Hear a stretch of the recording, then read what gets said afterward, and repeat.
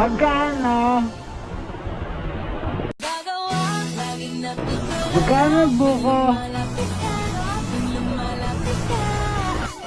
Yeah, boy. Lang isa. Wala pa rin booking.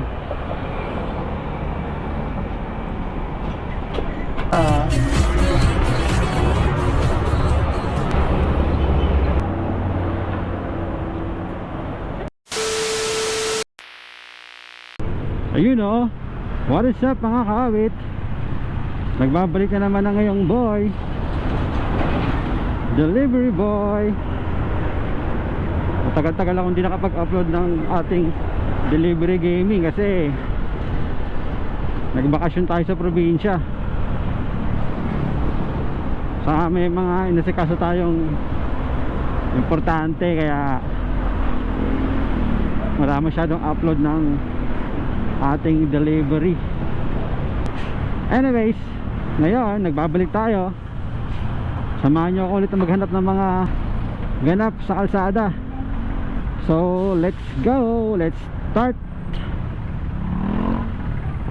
Pero bago ang lahat, intro muna tayo.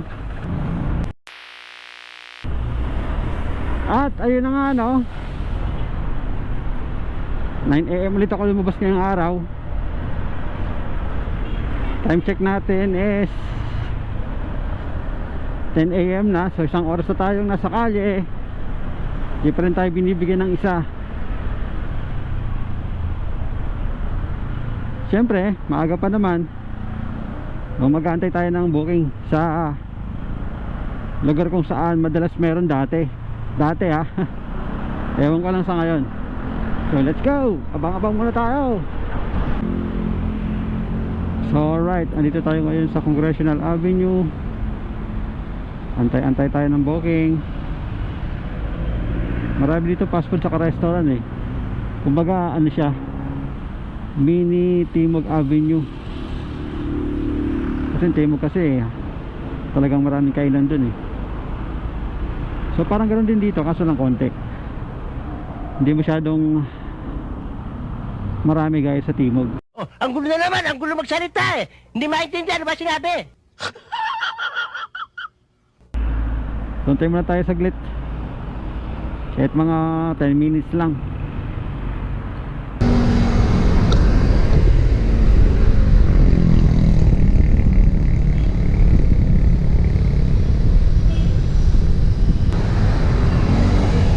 After 15 minutes, different tayo pinapasukan ng booking. Anong kailangan kong gawin? Siguro lipat muna tayo ng pwesto. Wala sa area na to kahit lunchtime na.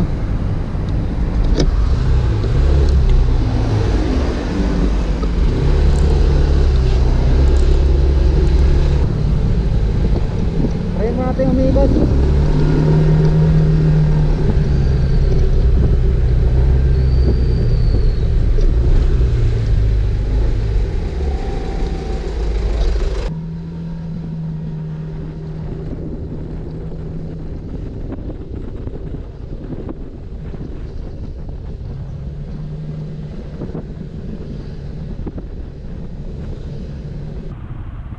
Alright mga kaawit, after 2.5 hours pinasukan na rin tayo ng first booking.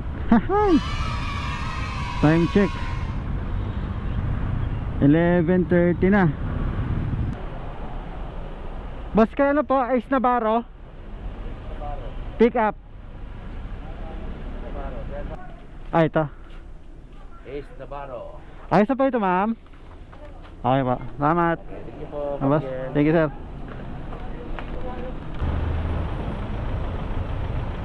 So alright, meron tayong 9 minutes and 3.4 kilometers papunta kay drop off. Grabe ngayon, medyo talagang hindi maganda ang booking natin. Ang labanan ng talaga dito patagalan sa kalye. Para makarami ka ng delivery.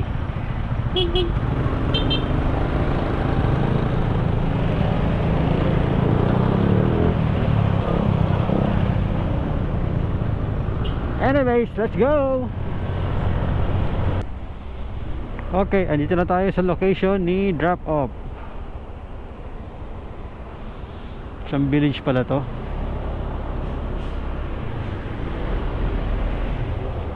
Sir, magdi-deliver po?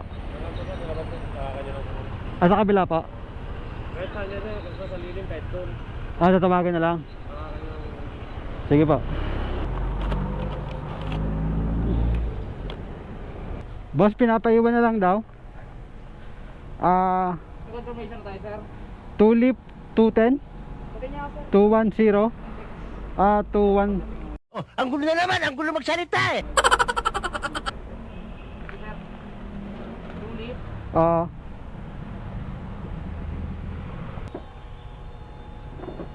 Thank you, boss.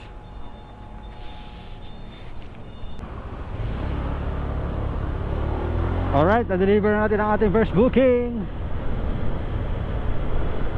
Waiting game na naman tayo sa panibagong booking kung saan tayo makakahanap. Time check nga pala tayo, no? 11:30 natin nakuha yung first booking natin.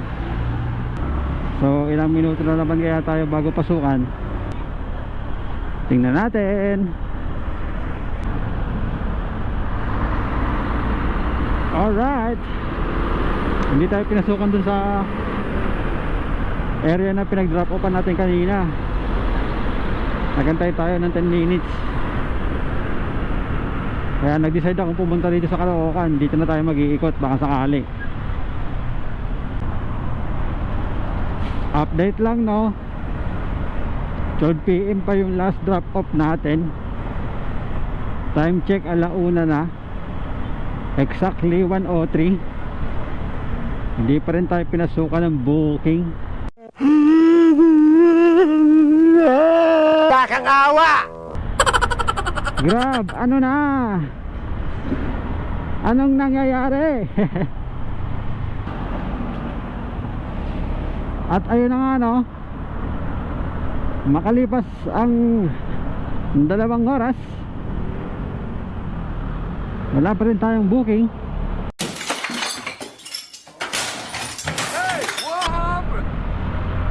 Wala kanina, alas 12. Pero susubukan pa rin natin magantay, no? Dahil maaga pa naman. Mahaba pang oras natin. Kawawi.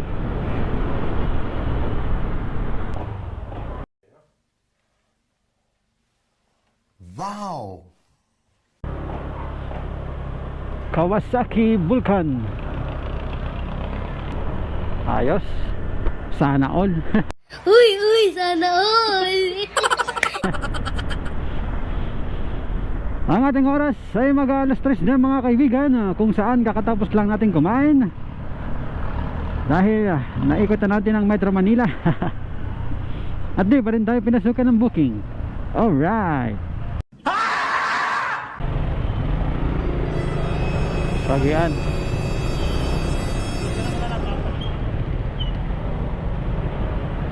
Nagkasagian sila ang dalawa.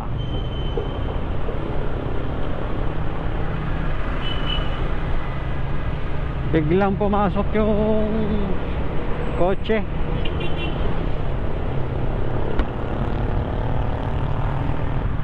Siguro di rin napansin na rider. Tumama siya sa gulong. Buti gulong lang, walang gasgas yung ano,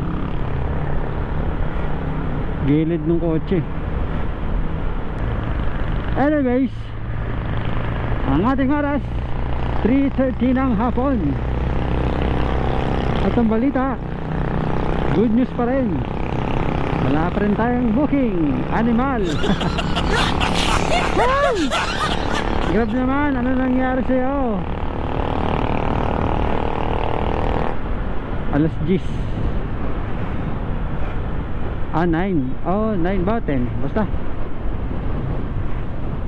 nasa 5 hours na rin akong nasa kalye.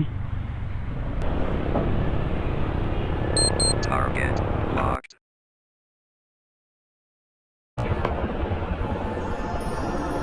Magkano? Magkano buko?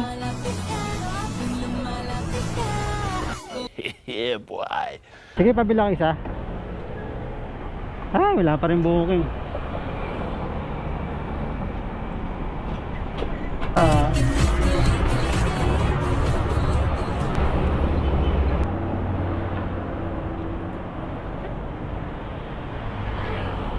Woo! Grabe, grabe. Maraming salamat, ha. Sarap maging turista sa Manila. Pinaikot-ikot-ikot pero walang booking. Alas 5 na, oh. Grabe. Malala. Ay ano pa? Alas 10. 10 to 5. Tapos isang booking. What the F? Grabe din naman. Ano pa gagawin natin ito? Hindi umuwi na. Alas 5 na eh.